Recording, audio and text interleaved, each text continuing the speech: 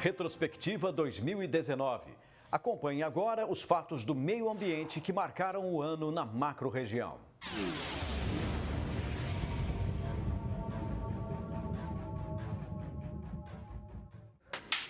Cada ano que passa, o meio ambiente ganha espaço e a preocupação com ele aumenta.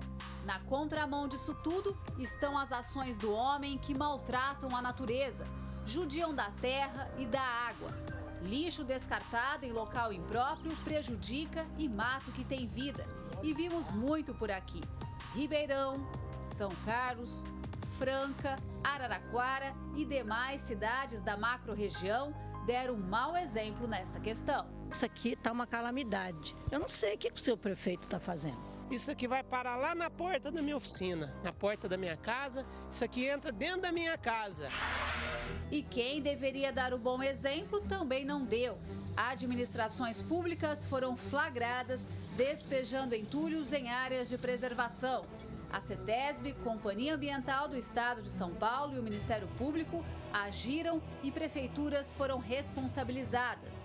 E quem assistiu a tudo isso guardou muita revolta. O pessoal falou, se a prefeitura pode, por que eu não, já que eu estou pagando meu imposto? E fica assim, só lixo. Quer dizer então que na verdade foram eles que colocaram fogo mesmo? Foi sim. Foi a prefeitura? Foi. Isso é comum? Comum.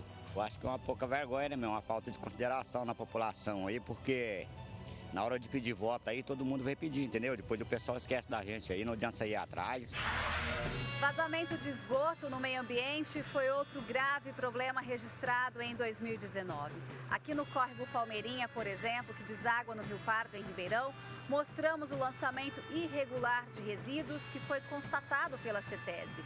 O DAERP chegou a ser acionado para resolver o problema, mas não ficou 100%.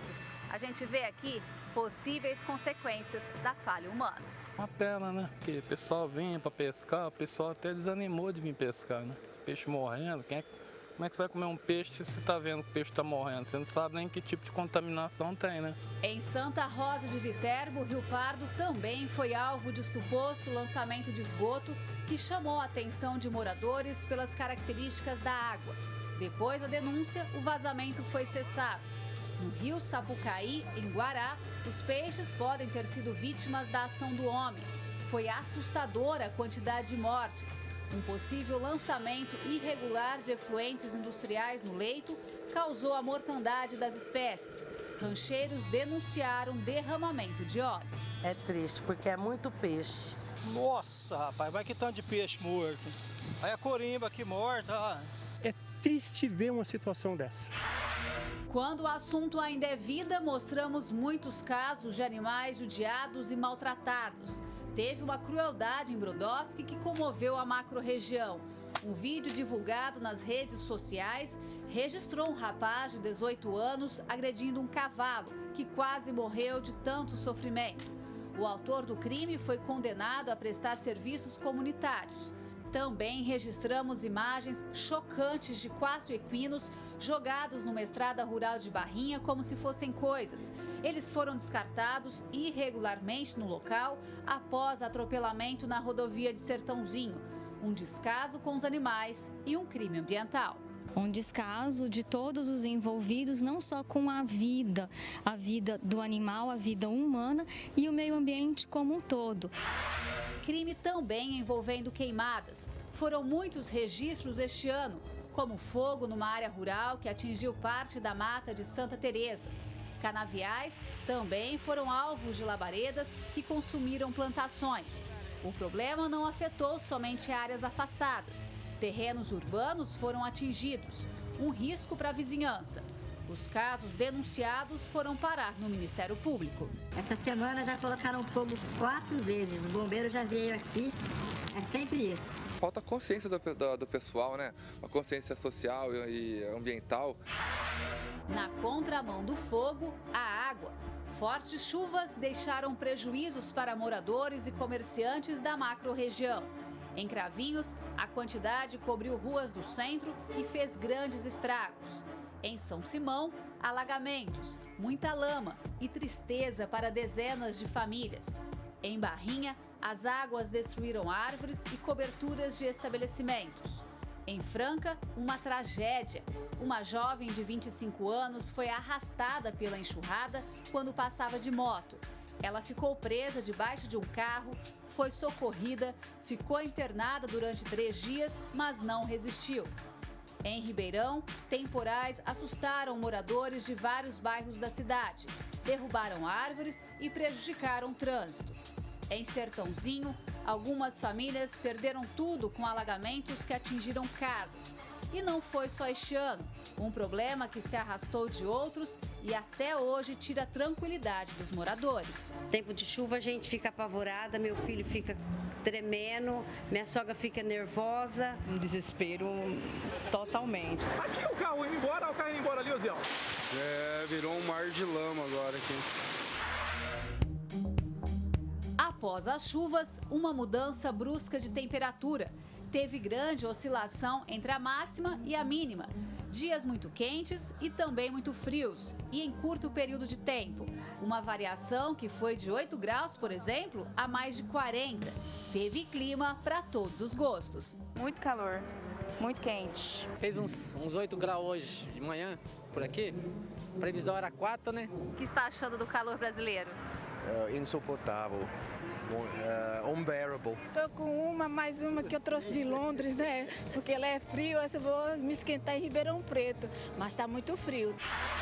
De tudo que vimos em 2019, o desabastecimento de água castigou muita gente na macro-região.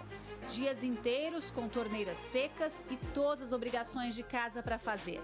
Imagina quem ainda enfrenta dificuldades por doença ter ficado sem água. Isso aconteceu. Em Ribeirão, o Ministério Público ficou de olho, porque já tem uma ação contra o município para garantir o abastecimento em todos os bairros. Mesmo assim, foram vários os registros. Em Barretos, moradores chegaram a ficar sem um pingo d'água. A informação que tivemos é a de que faltou planejamento para 30 novos bairros que surgiram e sobrecarregaram a rede. Bebedouro também viveu dias na seca. Até emitiu alerta sobre a aplicação de multa para quem fosse flagrado desperdiçando. Medida para evitar o racionamento que já aconteceu no município. Outras cidades da macro-região pediram socorro. Orlândia, por exemplo, virou um caos após a estação de tratamento que abastece 50% da cidade sofrer um rompimento.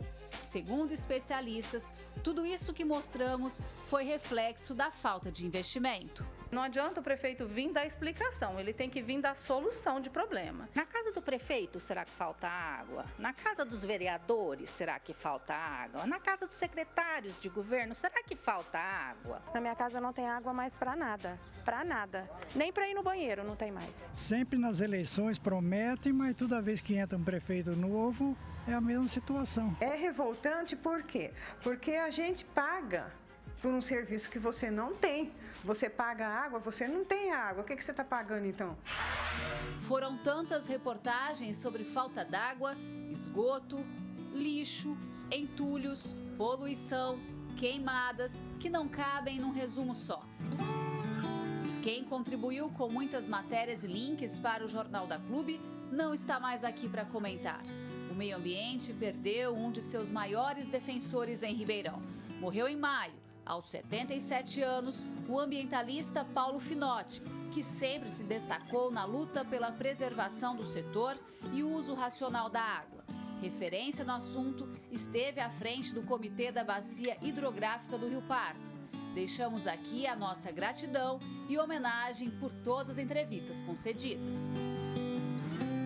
Esse esgoto contém micro-organismos altamente degradantes à saúde como um todo. Exatamente. Paulo Finotti, muito obrigado pela sua participação aqui no Jornal da Clube. Esta foi a última entrevista que Finotti deu ao Jornal da Clube. E nós nos despedimos da retrospectiva 2019, também agradecendo ao telespectador e às pessoas que soltaram a voz em tantos desabafos. E nós ouvimos. Visitamos as queixas, constatamos os fatos e nos comovemos com gente que sofreu muito com o que deveria ser oferecido sem cobrança, sem esforço, reclamação ou revolta. A preocupação com o meio ambiente evoluiu, mas precisa de mais zelo e consciência sobre as consequências da falha humana. Aos governantes, enxergar com clareza os graves problemas ambientais que a natureza sinaliza. As mudanças de hoje serão decisivas para a sobrevivência das próximas gerações. Portanto, salve o meio ambiente.